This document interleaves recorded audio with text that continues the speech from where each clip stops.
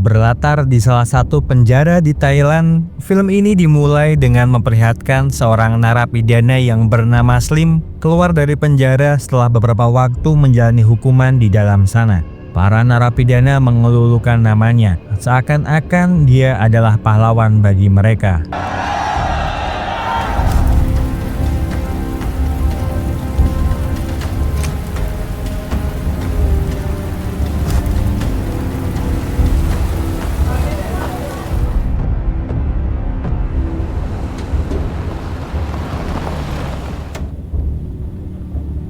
Sekembalinya Slim ke apartemennya, para anak buahnya telah menyiapkan 2 wanita penghibur untuk menemani pelampiasan hasratnya. Akan tetapi tak lama kemudian terdengar suara gaduh yang membuat semua anak buah Slim meningkatkan kewaspadaan mereka. Sebab ada seseorang yang mencoba masuk untuk membunuh Slim sekeluarnya dia dari dalam penjara.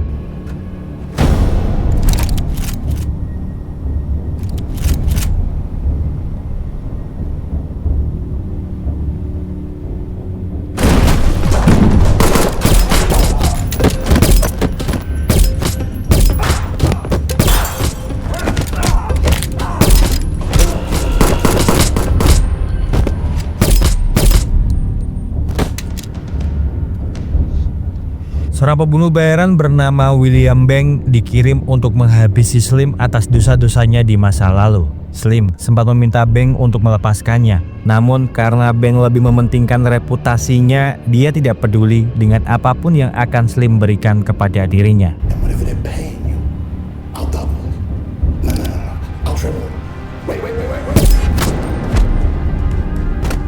The man is an artist. Di hadapan para anak buahnya, Tony terlihat sangat bangga bisa memiliki Beng di pihak mereka.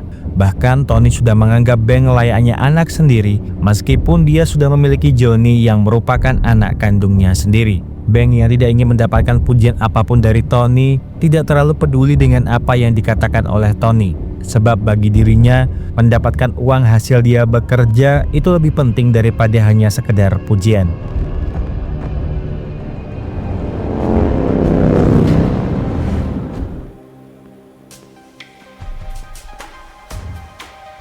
Beng saat ini berada di vape house, tempat para wanita seksi menjajakan keseksian mereka melalui siaran live streaming. Di sana, Beng menemui kekasihnya yang bernama April yang kemudian mengajaknya keluar, tak peduli meskipun saat ini dia sedang bekerja. April, what the fuck? Oh, hey, Beng. How's it going, man? You good? Sorry, Simon. Come on, man. She's live.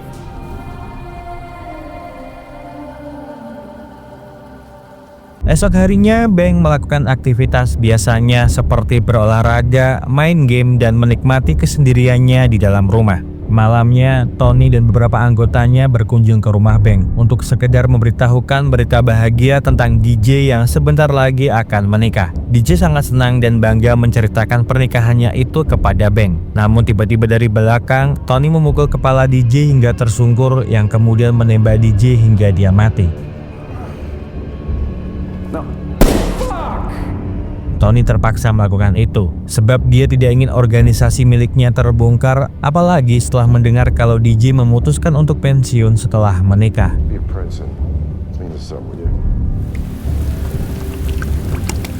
Beng lalu membersihkan tubuh DJ dengan cairan kimia, agar mayatnya hancur, tidak diketemukan oleh siapapun.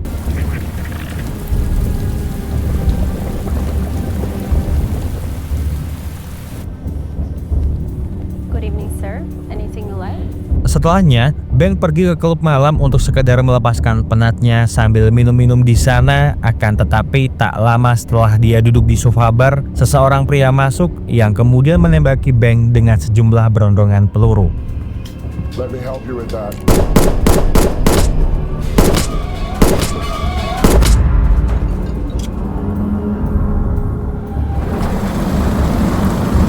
Beng yang penuh luka pun dibawa ke rumah sakit agar dia segera mendapatkan perawatan. Semua perawat dan dokter berusaha untuk menyelamatkan nyawanya, sebab jika sampai mereka kehilangan nyawa dari Beng, Tony tidak segan-segan akan membuat rumah sakit ini rata dengan tanah lantaran Tony dikenal sangat kejam dan tak takut dengan hukum yang ada di negara ini.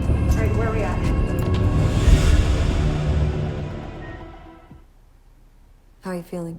Selama beberapa hari menjalani perawatan di rumah sakit, Bank yang selamat dari kematiannya pun terbangun dari tidur panjangnya. Bank sempat bertanya kepada dokter Christine tentang kenapa dia tidak meninggal. Padahal ada 7 butir peluru yang bersarang di tubuhnya serta mengenai jantung miliknya. Dokter Christine pun menjelaskan jika waktu itu kebetulan mereka menemukan jantung yang masih berfungsi dari iGraft. Saat itu ada seorang pendonor yang mengalami kecelakaan mobil bersamaan dengan kedatangannya. Istri dan bayi yang ada di kandungannya selamat dan kini dia memiliki jantung dari orang tersebut.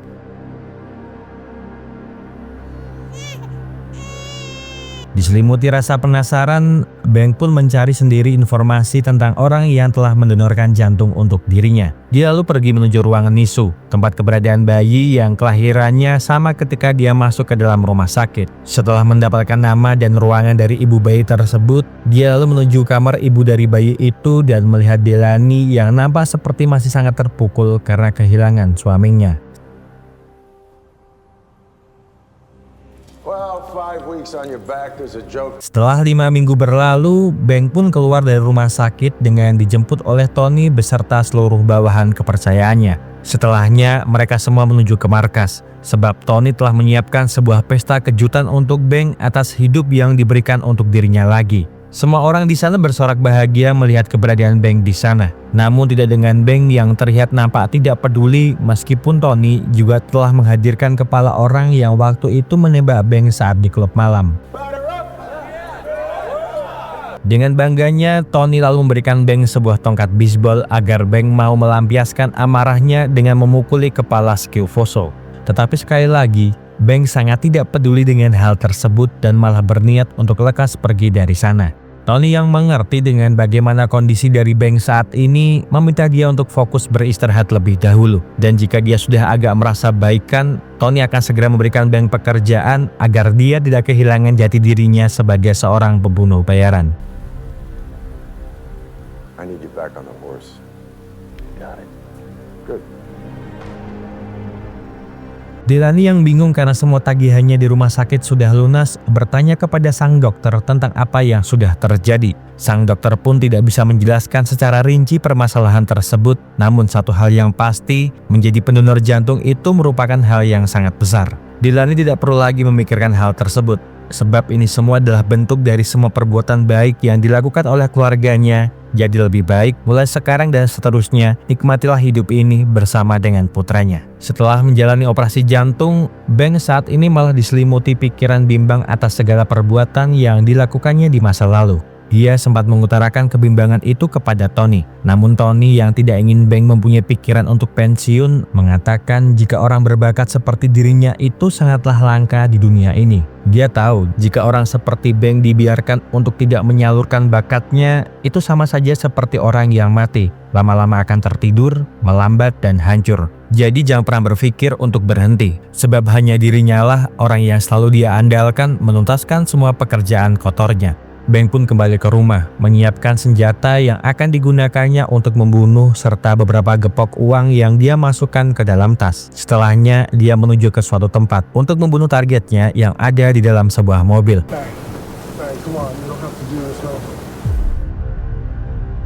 Tony sangat senang dengan apa yang dilakukan oleh Bank sebab dia masih sama seperti dulu membunuh targetnya dengan sangat kejam. Tony lalu memberikan uang hasil dari pekerjaannya dan mempersilahkan Bank untuk menikmati hidup dengan uang hasil jerih payahnya itu. Namun sepertinya Johnny tidak terlalu menyukai pencapaian Bank saat ini sebab ayahnya sudah terlalu sangat bangga kepada Bank, tidak peduli jika dirinya adalah putra kandungnya. Bank saat ini berada di suatu tempat untuk melunasi sebuah gedung yang sudah terbengkalai di kota itu. Dia lalu berkeliling-keliling untuk melihat setiap sudut dan isi di dalam gedung tersebut. Dan nampaknya Bank seperti mempunyai sebuah rencana dengan mengakuisisi gedung itu menjadi miliknya. Bank pun kembali ke rumahnya dan terlihat April juga sudah menunggunya di depan rumah dengan raut wajah kesal sebab kunci yang dibawanya sudah tidak bisa lagi digunakan untuk membuka pintu rumah Bank. April yang mulai menyadari keanehan di dalam diri Bank bertanya tentang apa yang dilakukan rumah sakit terhadapnya. Sebab setelah pulang dari rumah sakit, sifatnya sudah berubah 180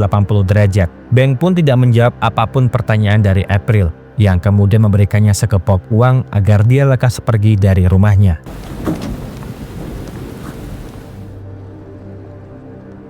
Esok harinya, Bank terlihat sedang mengawasi rumah Delaney. Dia lalu sengaja mengikuti kemana Delaney pergi, berpura-pura ikut berbelanja di dalam sebuah supermarket sambil mencari celah agar dia bisa mengobrol dengan Delaney.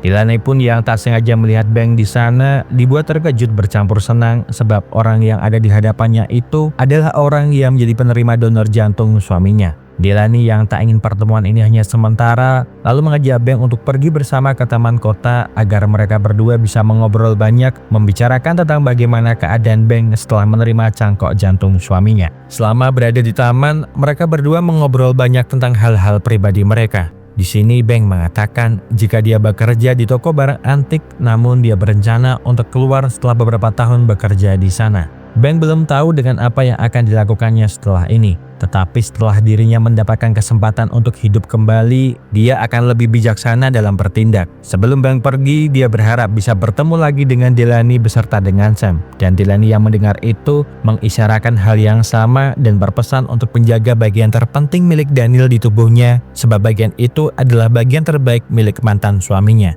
Esok harinya, Bank berada di toko barang antik untuk menerima sebuah pekerjaan dari Tony yang memintanya untuk menghabisi akuntan milik mereka. Tanpa banyak kata, Bank pun segera menuju ke tempat akuntan itu berada. Tetapi di dalam pikirannya, dia tidak ingin melakukan pembunuhan lagi sebab Bank tidak ingin lagi terlibat dengan semua aktivitas kotor Tony.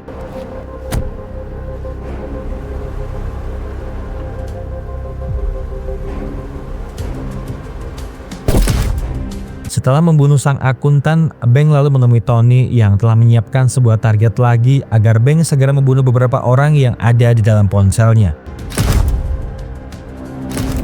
Hey, Johnny. Seperti biasa, setelah melakukan tugasnya, Bank kembali ke toko untuk mengambil upah dari pekerjaannya. Namun di dalam sana dia hanya bertemu dengan Johnny yang nampaknya mulai curiga dengan Bank sebab ada yang berbeda dari dirinya. Bank pun berusaha bersikap santai dan tenang di hadapan Johnny, yang sepertinya malah sangat membuat kesal Johnny. Johnny yang tidak ingin terbawa suasana dengan sikap Bank lalu mengunjungi pacarnya. Namun sesaat dia akan masuk ke dalam apartemen pacarnya, tak sengaja dia melihat Momo keluar dari apartemen pacarnya. Johnny masih berpikiran positif tentang kehadiran Momo di sana. Namun setelah melihat kondisi kasur Karya yang berantakan dan dia sedang mandi, Johnny pun melepaskan beberapa tembakan yang membunuh Karya.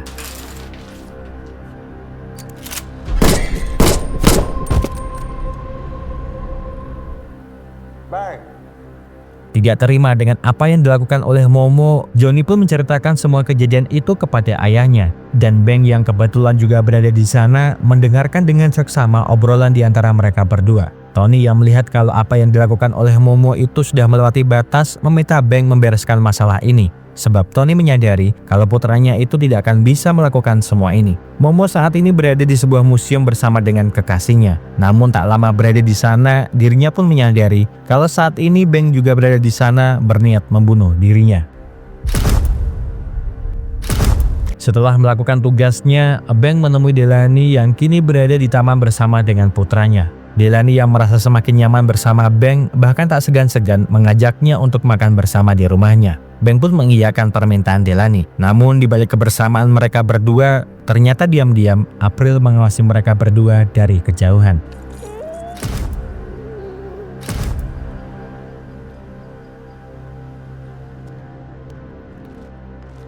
Malam harinya, Bank pergi ke vape house dengan membawa semua pakaian April sebab dia ingin mengakhiri semua hubungannya dengan dirinya. April jelas tidak bisa menerima perlakuan ini, karena hanya demi ingin meniduri wanita yang telah mempunyai anak itu, dia sampai meninggalkan dirinya.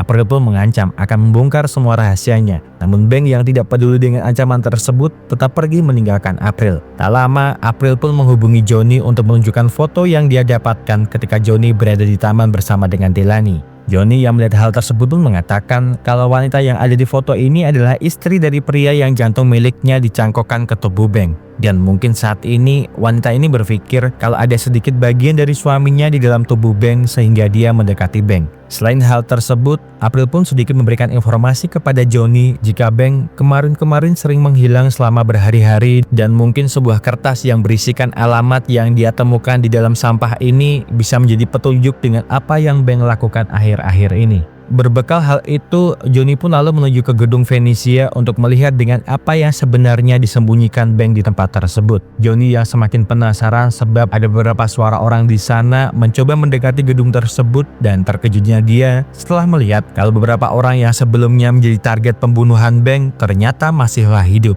Johnny lalu memfoto semua yang ada di dalam sana menggunakan ponselnya, tetapi Momo yang menyadari hal tersebut mencoba untuk menghentikan apa yang dilakukan oleh Johnny.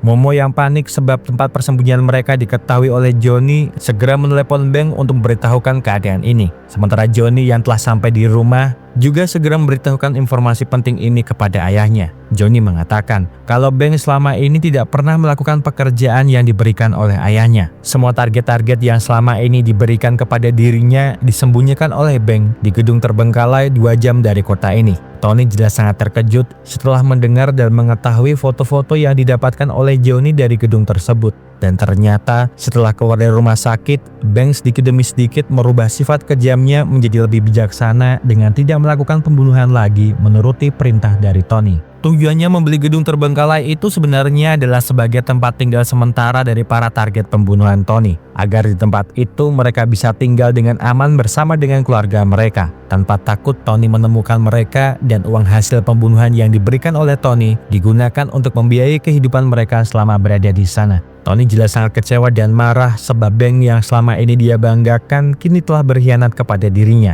Tony pun lalu segera memerintahkan putranya itu untuk menghabisi semua orang yang ada di sana termasuk dengan Bank, dan meminta maaf kepada putranya kalau selama ini dia tidak pernah menaruh kepercayaan terhadap dirinya. Sebelum semuanya menjadi buruk, Bank menemui Delaney untuk sekedar memberikannya uang sebanyak $50.000 agar dia bersama dengan putranya bisa segera pergi menjauh dari kota ini. Bank tidak bisa menjelaskan semuanya secara detail, namun jika ini semua sudah berakhir, Bank berjanji akan segera menemui dirinya. Bank pun kembali ke rumah untuk menyiapkan segala perlengkapan yang akan digunakannya untuk melawan Tony. Tetapi belum juga dia bisa keluar dari rumahnya, beberapa anak buah Tony telah sampai di sana berniat untuk menghabisi Bank di rumahnya.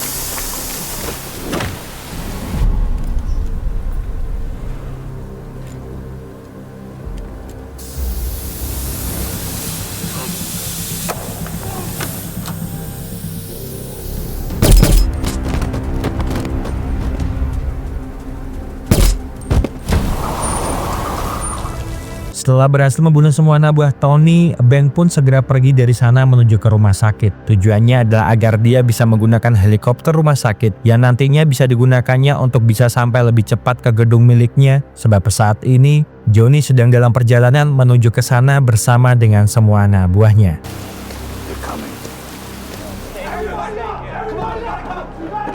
Semua orang yang ada di dalam sana diminta untuk segera berlindung ke tempat yang lebih aman agar mereka tidak terluka selama peperangan ini berlangsung.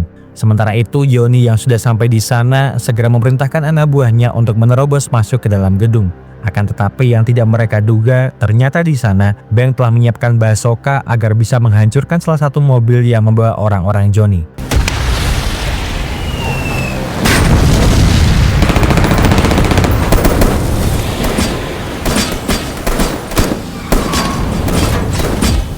Baku tembak pun terjadi di antara dua kelompok ini, dan dengan kemampuan miliknya, diam-diam Bank menghabisi satu persatu anak buah Johnny yang mencoba masuk ke dalam sana. They knew we were coming. I'll call you later. All right, split into 2 groups.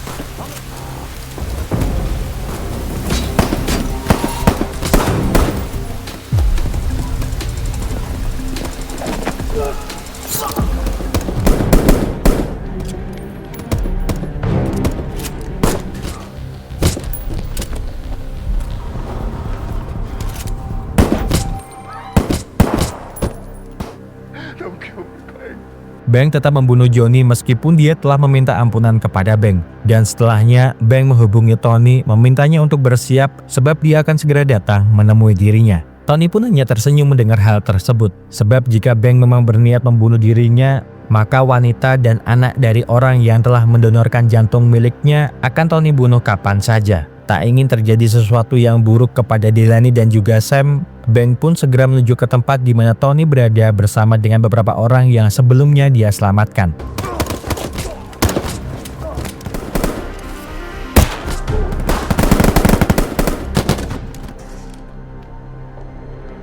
Sementara Bank dan Momo masuk ke dalam rumah Tony, beberapa orang terlihat berusaha membunuh anak buah Tony yang berada di luar rumah Tony.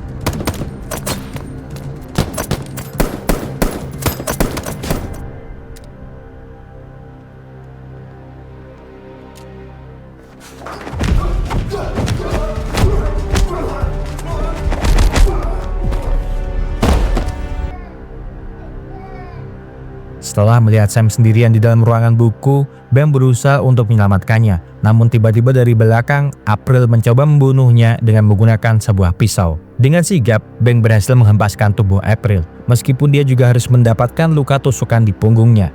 April yang ketakutan pun segera pergi dari sana. Dan Tony yang muncul tiba-tiba dari belakang berniat membunuh Ben dengan menggunakan kapak. Namun Ben segera menembaki Tony hingga dia tewas. Delaney pun berhasil diselamatkan dari dalam bagasi mobil dan segera berlari menuju ke dalam rumah untuk melihat bagaimana keadaan putranya. Dia sangat khawatir, namun melihat Bank yang keluar dari dalam rumah dengan menggendong Sam membuat Delaney senang sebab putranya terselamatkan dari penculikan yang dilakukan oleh Tony. Dan sebelum film berakhir, 3 tahun setelah kejadian itu, Bank dan Delaney memutuskan untuk hidup bersama di suatu tempat sambil mengurusi sebuah kedai di pinggiran laut serta merawat Sam yang kini sudah tumbuh semakin besar. Terima kasih seluruh sudah menonton rangkuman film yang Mas Ahko persembahkan untuk kalian semuanya. Semoga terhibur. See you!